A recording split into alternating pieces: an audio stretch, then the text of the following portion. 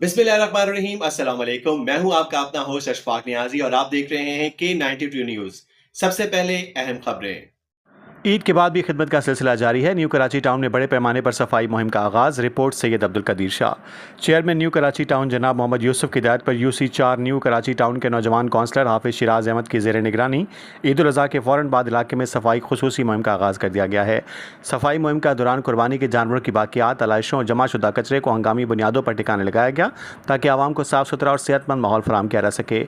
Town इंतज़ामिया और सफाई अमले ने मुख्तलिफ मकामात पर भरपूर कार्रवाई करते हुए सफाई का अमल को मुकम्मल किया। जिन अहम मकामात पर सफाई हुई इनमें Abdul Aziz ground, Shah Ahmad Raza ground, Amir Hamza ground, Nazia square, Lababa apartment और वली असर इमाम बारगाह शामिल हैं।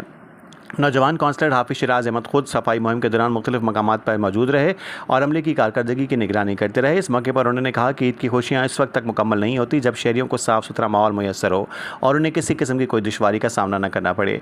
उन्होंने मज़ीद कहा कि अवामी खिदमत का सफ़र सिर्फ ईद के दिनों तक महदूद नहीं बल्कि ईद के बाद भी बल्दियाती मसाइल के हल और सफाई सुथराई के निज़ाम को बेहतर बनाने के लिए मुसलसल इक़दाम जारी रखे जाएंगे।